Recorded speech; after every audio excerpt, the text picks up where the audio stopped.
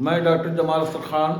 Today my topic of anatomy lecture is microanatomy of kidney, या इसी को histological anatomy of kidney भी कहते हैं.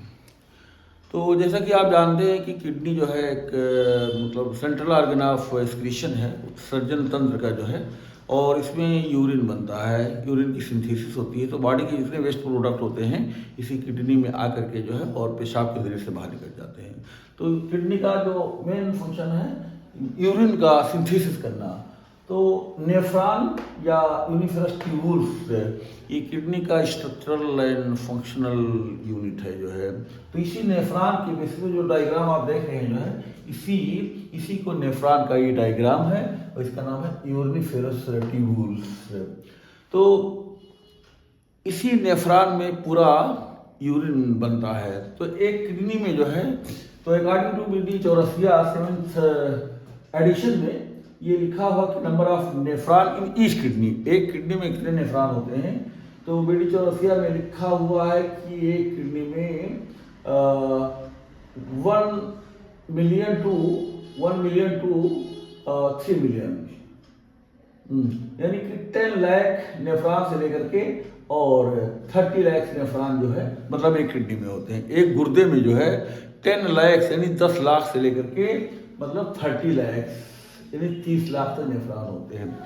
और फिजियोलॉजी सिम्बोलिज्म 7th एडिशन में लिखा हुआ है कि एक किडनी में जो है ये 10 लाख से लेकर के और यानी 1 मिलियन से लेकर के और 1.3 मिलियन यानी कि 30 लाख नेफ्रॉन होते हैं जो है. ये अगर गूगल में आप रिसर्च करेंगे तो सर्च करेंगे तो उसमें ये है कि 1 मिलियन टू 1.5 मिलियन यानी 10 लाख से लेकर के जो है और 15 लाख नेफ्रॉन होते हैं. तो सबका अपना अपना जो है एक रिसर्च है, सबका अपना एक ऑब्जर्वेशन है जो है, तो सब सही है अपनी अपनी जगह पे जो है. तो हर इंसान का बॉडी फिगर अलग होता है और उसकी जो है मतलब हाइट और सबके हाइट वेट बॉडी मास में, तो उसके हिसाब से मतलब सब अपने अपने जगह पे सही है. और रेट ऑफ डैमेज जो किडनी का होता है कि मतलब आफ्टर 45 to 50 ईयर्स, यानी इंसान की उम्र जब 45 साल की हो जाती है या 50 साल की हो जाती है उसके बाद किडनी डैमेज होना शुरू करता है. तो rate of damage of kidney is 1% per annum, यानी एक साल में अगर कोई मान लीजिए सपोज दैट मैं 50 ईयर्स का हूँ, 50 साल का हूँ, तो 51 एक साल के बाद जो है % किडनी हमारा डैमेज हो है. यानी कि अगर फर्दर 50 ईयर्स की ज़िंदगी हमको मिले तो 100 ईयर्स के बाद में दोनों किडनी होने के बावजूद भी यानी 50% किडनी हमारा डैमेज हो चुका है. यानी दोनों किडनी प्रेजेंट है फिर भी जो है एक ही किडनी है. जो इस वक्त दोनों किडनी जो है 100% है, तो वही मतलब 100 साल के बाद जो है दोनों किडनी मिल करके एक किडनी का काम करेंगे. अब देखिए नेफ्रॉन का जो है स्ट्रक्चर क्या है. नेफ्रॉन को 2 पार्ट में डिवाइड किया गया है. एक तो ये ऊपर वाला इतना हिस्सा जो है this is known as renal corpuscles. क्या कहते हैं इसे? Renal corpuscles. रिनल माने किडनी और कार्पसल्स का मतलब होता है, कार्पस माने बॉडी होता है. कार्पस माने बॉडी, CORPUS, कार्पस में बॉडी, और CLE सल माने लिटिल बॉडी. ये किडनी का लिटिल बॉडी, तो इसमें रिनल कार्पसल कहते हैं. तो इसमें 2 स्ट्रक्चर्स हैं. एक ग्लोमेरुलस, ये ग्लोमेरुलस है, लाल वाला ग्लोमेरुलस है, और ये वाला जो है जो कप शेप्ड जो प्याला नुमा जो है स्ट्रक्चर है इसे बोमैंस कैप्सूल कहते हैं. बोमैंस कैप्सूल कहते हैं. तो this is known as Bowman's capsule. तो ये प्याला नुमा जो है जो कप शेप्ड स्ट्रक्चर है जिसमें ग्लोमेरुलस जो है ये टफ्ट ऑफ ग्लोमेरुल कैपिलरीज है. देखिए ये अफरेंट आर्टियोल है. अफरेंट आर्टियोल ये रिनल आर्टरी की ब्रांच होती है. तो एक और आर्टेरियोल जो है ये लिटिल आर्टरी. ओल का मतलब होता है लिटिल और आर्टरी लिटिल आर्टरी, और अफरेंट मतलब एंट्री करने वाला. तो ये जो मतलब अफरेंट आर्टियोल एंट्री करने वाला जो लिटिल आर्टरी है, तो ये इस बोमैंस कैप्सूल जो कप शेप है इसी में एंट्री करके 50 ब्रांच होते हैं. अफरेंट आर्टियोल का जो ब्रांचिंग कितना होता है 50. तो 50 जो है ब्रांचेस होते हैं, और ये 50 ब्रांचेस जो है ये टफ्ट बनाते हैं. TUFT, टफ्ट माने गुच्छा होता है. तो 50 ग्लोमेरुल कैपिलरीज जो है ये टफ्ट ऑफ ग्लोमेरुल कैपिलरीज मिल करके जो है ये ग्लोमेरुलस कहते हैं. ग्लोमेरुलस. तो ये जो है ये मतलब ब्लड कैपिलरीज है, ग्लोमेरुलर कैपिलरीज. तो जानते हैं कि ब्लड कैपिलरीज में जो है ये एंडोथेलियल सेल से बना होता है, एंडोथेलियल सेल से बना होता है। तो ये एंडोथेलियल सेल्स जो है ये स्क्वेमस सेल होता है, चपटा सेल होता है, और इसके बीच में जो गैप होता है इसको जो है मतलब फेनेस्ट्रा कहते हैं। तो ब्लड ग्लोमेरुलर कैपिलरीज के जो है सेल्स के बीच में एंडोथेलियल सेल्स है और इनके बीच में जो गैप होता है इसको फेनेस्ट्रा कहते हैं, इसी को फिल्ट्रेशन पोर कहते हैं। और यहाँ पे देखिए ये जो है ये बोमेंस ये जीवियम कहलाता है। जीवियम मतलब ग्लोमेरुलर बेसमेंट मेम्ब्रेन। तो ये जो है ग्लोमेरुलर बेसमेंट मेम्ब्रेन है, ठीक है, ग्लोमेरुलर बेसमेंट मेम्ब्रेन है और इसमें 3 लेयर होते हैं। There are 3 layers in the basement membrane और इसी पर ये रेस्ट करता है। ग्लोमेरुलर कैपिलरीज का दीवार जो है endothelial layer of the glomerular capillaries rest on the basement membrane. तो क्योंकि ये ग्लोमेरुलर कैपिलरीज का दीवार इस पर रेस्ट कर रहा है इसलिए इसको जीवियम कहते हैं, ग्लोमेरुलर बेसमेंट मेम्ब्रेन। और इसमें 3 लेयर होते हैं। ये अंदर वाला जो लेयर हुआ है ये लैमिना रेरा इंटरना, और ये बीच वाला जो लेयर होता है ये लैमिना डेंसा, और ये जो नीचे वाला लेयर होता है इसको lamina RERA externa. So there are 3 layers in the basement membrane on which glomerular capillaries lies.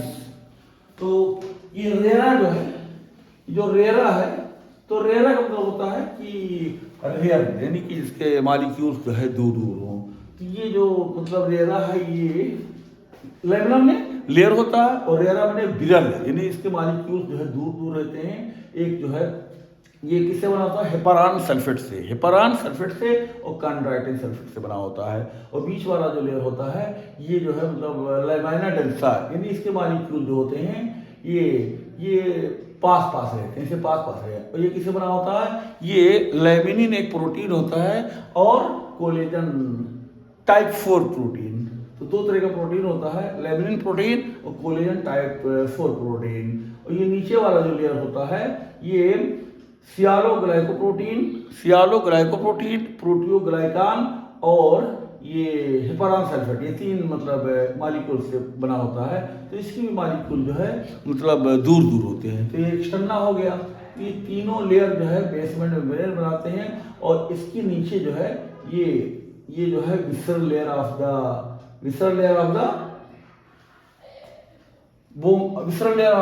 बोमेंस capsule. तो ये visceral layer of the बोमेंस capsule है, और ये जो है visceral layer of the बोमेंस capsule है। तो ये जो है इसका जो सेल होता है इसके पास पैर होता है, इसको पोडोसाइट कहते हैं। क्या कहते हैं, पोडोसाइट कहते हैं। देखिए पैर है, फुट है। तो ये स्यूडोपोडिया होता है, स्यूडो बने फाल्स होता है, पोडिया बने पैर होता है। तो ये बोमेंस कैप्सूल का जो ये लेयर है visceral layer of the बोमेंस capsule, और ये जो लेयर है ये parietal layer of the बोमेंस capsule है। तो ये लेयर जो होता है ये मतलब पैर इसके पास होता है, फुट प्रोसेस होता है, स्यूडोपोडिया होता है। तो ये स्यूडोपोडिया जो है मतलब होने की वजह से इसको पोडोसाइट कहते हैं। This cell is known as podocyte.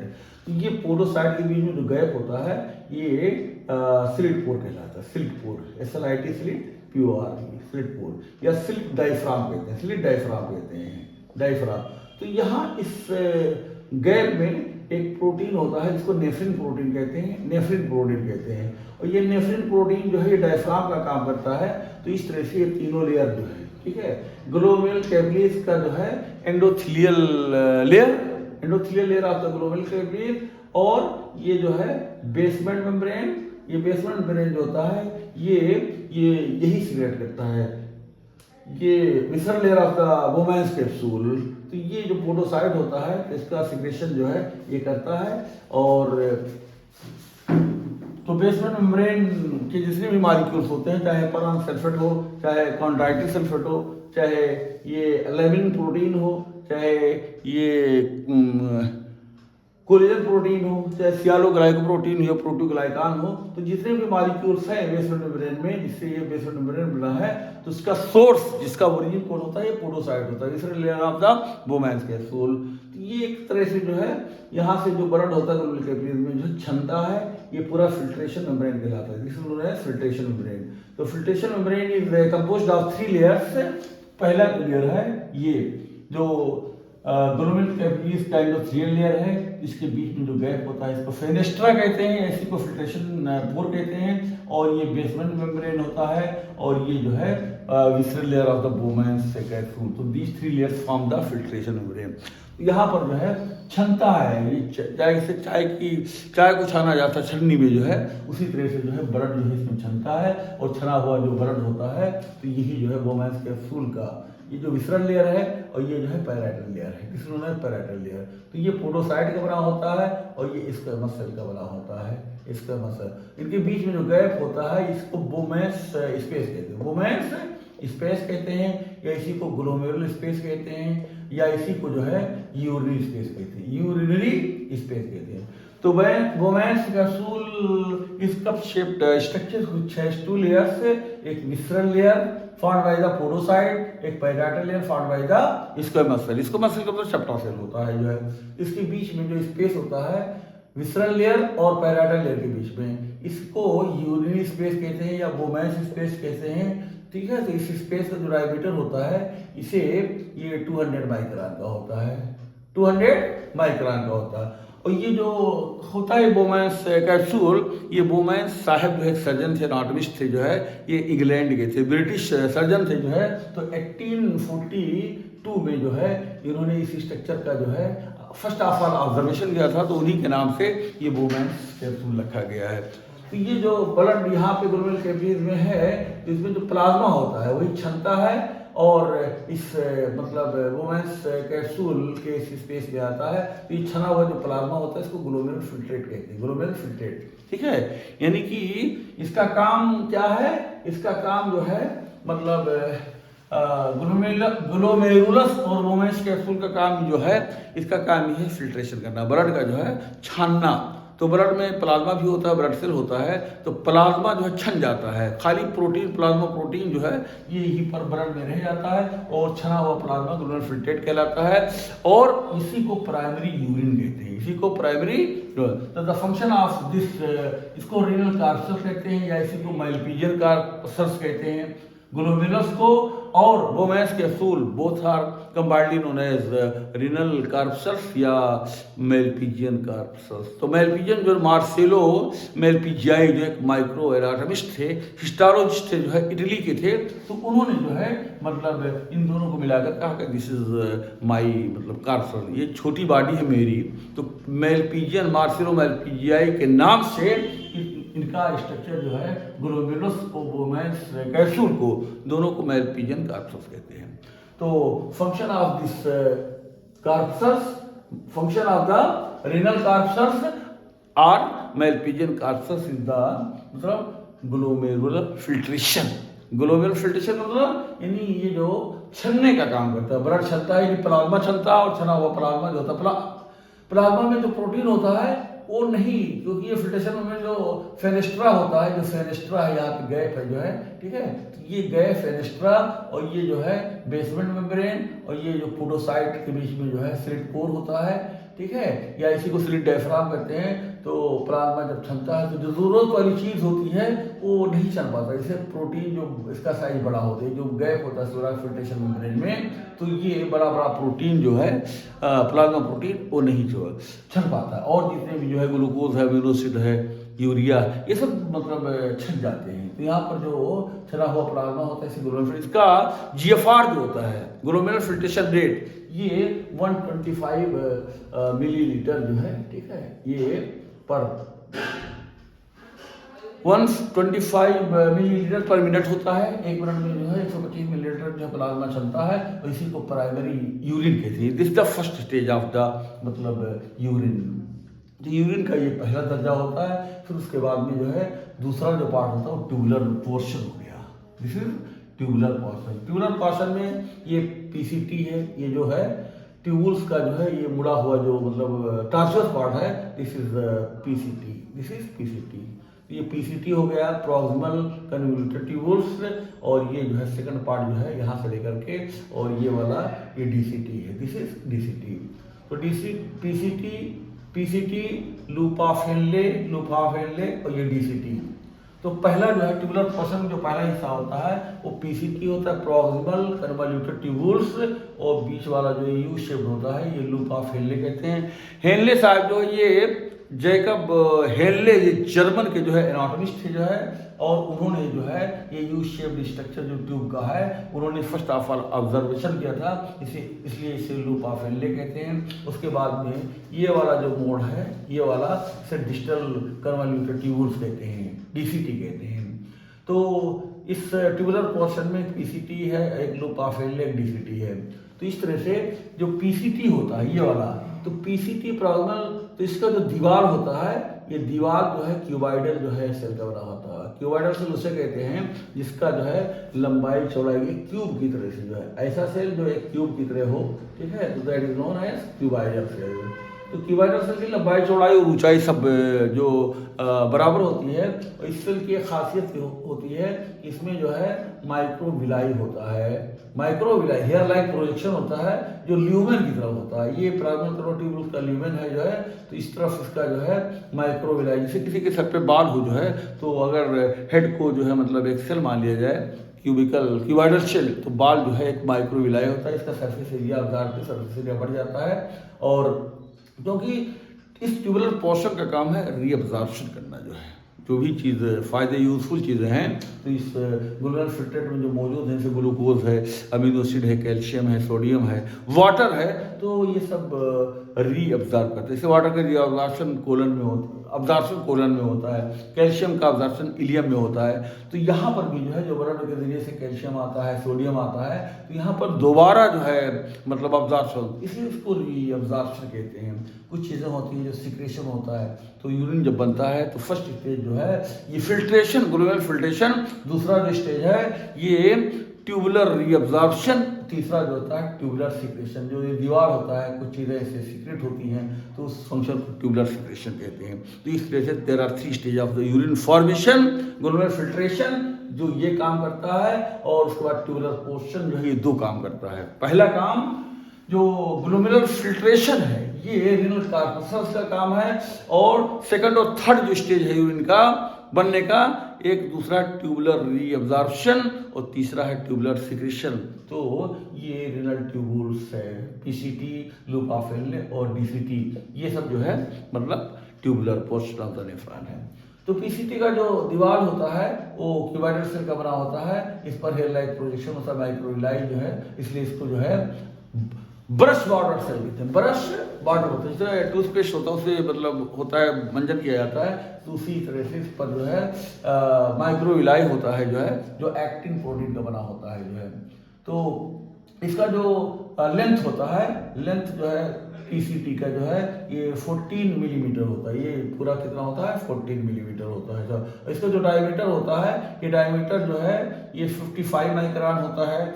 और इस तरह से जो है ग्लोमेरुलर फिल्ट्रेट जो यहाँ से यहाँ आएगा जो है, और इसी में जो है वाटर भी रीअब्जॉर्ब हो गया। 90% वाटर इसी पीसीटी में रीअब्जॉर्ब होता है, और डीसीटी में 10% वाटर रीअब्जॉर्ब होता है जो है। तो यहाँ पर जो वाटर रीअब्जॉर्ब होता है ये ऑब्लिगेटरी वाटर रीअब्जॉर्प्शन कहते हैं, और यहाँ पर जो होता है इसे फैकल्टेटिव वाटर रीअब्जॉर्प्शन कहते हैं। तो ऑब्लिगेटरी मतलब होता है नेचुरल रीअब्जॉर्प्शन। यहाँ पर जो है there is no need of ADH hormone, यहाँ पर एडीएच काम नहीं करता है, लेकिन यहाँ पर जो वाटर रीअब्जॉर्प्शन होता है इसको फैकल्टेटिव वाटर रीअब्जॉर्प्शन। तो इसके जो सेल्स होते हैं ये भी क्यूबाइडल सेल का बना होता है। डीसीटी का जो सेल ट्यूबुलर वॉल होता है ये क्यूबाइडल सेल का बना होता है, लेकिन यहाँ पर जो है ये माइक्रोविलाई नहीं होता, यहाँ पर क्या नाम है हेयर लाइक प्रोजेक्शन नहीं होता है। तो यहाँ पर जो है वाटर के लिए एक्वापोरिन होता है। एक्वापोरिन एडीएच हार्मोन जब आता है तो ये एक्वापोरिन जो है जो बंद रहता है नॉर्मल कंडीशन में, वाटर के आने से यहाँ पर एडीएच हार्मोन आकर के इस एक्वापोरिन को खोलता है, और वाटर जो है मतलब रीअब्जॉर्प्शन जो होता है ये एडीएच डिपेंडेंट होता है। एडीएच मतलब एंटी डाययूरेटिक हार्मोन। तो यहाँ पर जो है 10% वाटर रीअब्जॉर्ब होता है। तो इस वाटर रीअब्जॉर्प्शन को जो है ये फैकल्टेटिव कहते हैं, और इसको ऑब्लिगेटरी वाटर रीअब्जॉर्प्शन कहते हैं जो है।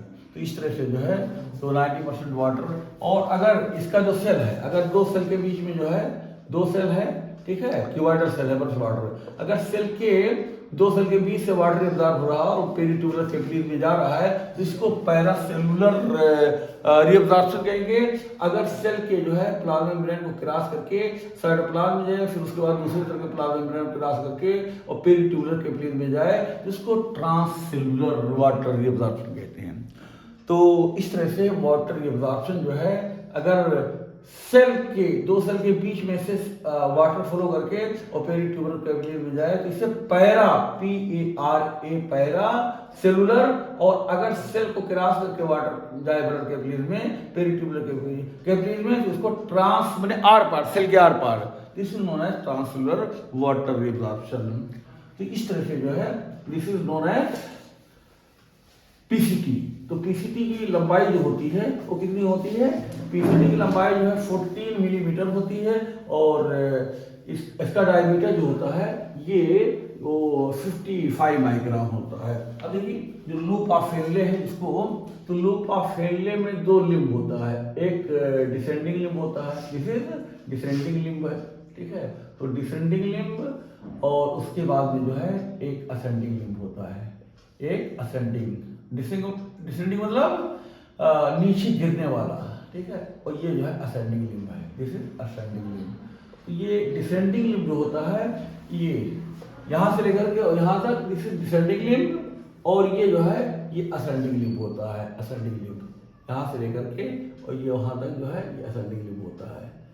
तो डिसेंडिंग लिम्ब में ऊपर वाला पोर्शन जो होता है थिक होता है, दिस इज थिक, और ये वाला हिस्सा जो है ये थिन होता है।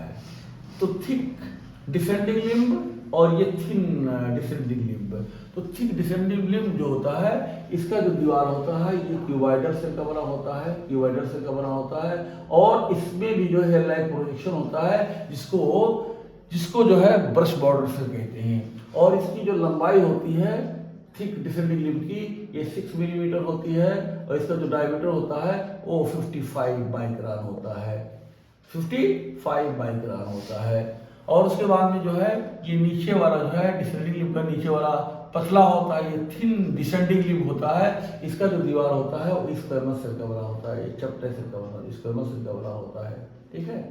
और ये इधर वाला जो हिस्सा है ये थिन डिसेंडिंग लिम्ब, ये हेयर पिन बेंड कहलाता है।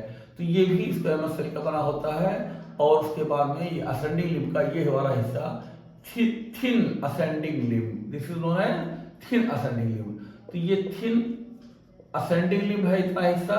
तो तीनों को मिलाकर के थिन डिसेंडिंग लिम्ब और हेयर पिन बैंड और थिन असेंडिंग लिम्ब, इन तीनों का जो अगर मेजरमेंट किया जाए एक साथ जो है कलेक्टिवली तो ये होता है 10 मिलीमीटर से लेकर के और 15 मिलीमीटर तक, 15 मिलीमीटर तक होता है।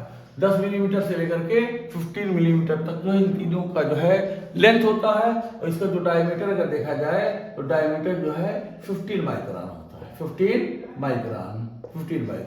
इसका जो दीवार देखा जाए तो ये स्क्वेमस सेल का बना होता है। अब आइए जो यहां से ये दिस इज डीसीटी, ये डीसीटी जो है मुड़ा हुआ, डीसीटी मतलब डिस्टल कन्वॉल्यूटेड ट्यूबुल्स। तो इसका दीवार जो होता है ये क्यूबाइडल सेल का बना होता है, और यहाँ पर ब्रश बॉर्डर सेल नहीं होता है। इसकी जो लंबाई होती है ये जो है मतलब यहाँ पर डीसीटी की लंबाई कितनी होती है, दिस इज 14 मिलीमीटर से लेकर के और 15 मिलीमीटर तक, तो इसकी लंबाई डीसीटी की होती है 14.5 मिलीमीटर, 14.5 मिलीमीटर से लेकर के और 15 मिलीमीटर तक डीसीटी की लंबाई होती है। और इसका जो सेल होता है वो किसका बना होता है, क्यूबाइडल सेल का बना होता है। और यहाँ पर हेयर लाइक प्रोजेक्शन नहीं, ब्रश बॉर्डर सेल नहीं होता है। तो इस तरह से जो है यहाँ पर जो वाटर के रीअब्जॉर्प्शन होता है यहाँ पर एडीएच आता है, और एडीएच इक्वापोरिन को मतलब जो है ओपन करता है, तो वाटर यहाँ पर रीअब्जॉर्ब होता है। और तो इस वाटर रीअब्जॉर्प्शन को जो है क्या कहते हैं, ये फैकल्टेटिव वाटर रीअब्जॉर्प्शन। और यहाँ पर जो पीसीटी में भी वाटर रीअब्जॉर्ब हो रहा है, यहाँ पर there is no need of ADH, तो 90% वाटर पीसीटी में होता है और 10% वाटर जो है डीसीटी में होता है, डिस्टल कन्वॉल्यूटेड ट्यूब्यूल्स, क्योंकि ये बोवेंस कैप्सूल से दूर है और वो जो पीसीटी था वो बोवेंस कैप्सूल के पास में, तो परागमल पास में, और ये जो है डीसीटी बोवेंस कैप्सूल से दूर है, ठीक है, तो डिस्टल में दूर होता है। तो इस तरह से जो है, और ये जो लूप ऑफ फिनले का ऊपर वाला ये थिक मतलब असेंडिंग लिम्ब है, this is thick ascending limb of the loop of फिनले। तो यहाँ पर जो दीवार होता है ये क्यूबाइडल सेल का बना होता है, क्यूबाइडल सेल का बना होता है, लेकिन यहाँ पे जो है देयर इज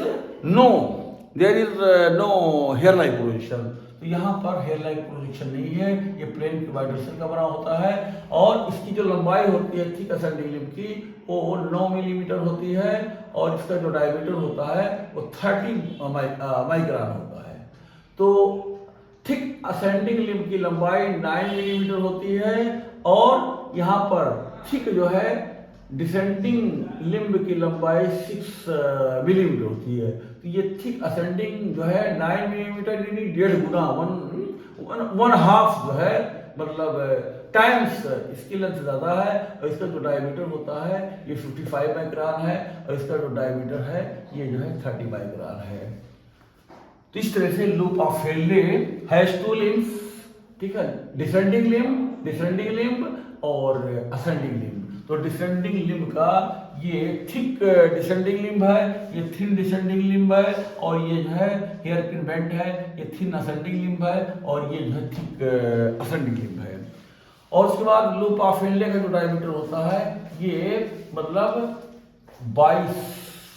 22 माइक्रोन से लेकर के और 50 माइक्रोन तक होता है, 22 माइक्रोन से लेकर के 50 माइक्रोन तक होता है जो है। तो इस तरह से जो है ये नेफ्रॉन का जो है, अब देखिए तो ये डीसीटी होता है, तो डीसीटी जो है,